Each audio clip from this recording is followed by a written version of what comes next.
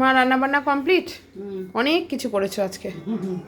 চলো দেখাও, একটা একটা করে দেখাতে লাগো কি কি করেছো। করেছি ভাত,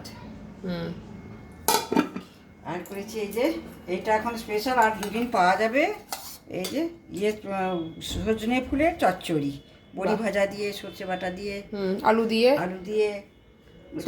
আর দু একদিন পাওয়া যাবে, তারপর আর পাবো না। খেতে ভালোও লাগছে, খেতে ভালো লাগে, দারুণ লাগে খেতে। আর করেছি এই যে পোস্তর বড়া, এই দেখ। বাহ, এটা দারুণ। পোস্তর বড়া এখনই ভাজলে নাকি গরম গরম? হ্যাঁ, এটা গরম গরম ভাজলাম। আর ফুলকপি আলু ডালনা। আর কি করব, ফুলকপিটা খেতে ভালো করেছো। হ্যাঁ, অনেকদিন করোনি। হ্যাঁ, অনেকদিন করোনি, ভালোই লাগবে খেতে। ওর সঙ্গে কম্বিনেশন করে ডাল করেছি, ভাজা মুগ ডাল। সবজি দিয়েছো নাকি না এমনি? না, এমনি এমনি করেছো ভাজা মুগের ডাল। ফুলকপির তরকারির সঙ্গে, তারপর আলু ভাজার সঙ্গে ভাজা মুগের ডালটা খেতে খুবই ভালো লাগে।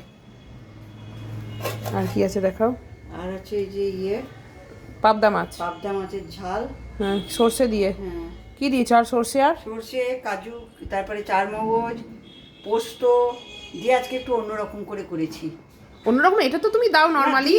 তেলের উপরে ওই যে আর বাটা, তোর ওই যে পেঁয়াজ বাটা, আদা বাটা, রসুন বাটাটা একটু কষে নিয়ে তারপরে ওই তারপর এটা দিই। অন্য সময় মা শুধু এই এমনি করি। হ্যাঁ, সর্ষে কাজু যে বাটাটা বললো সেটা দেয়, পোস্ত সেটা।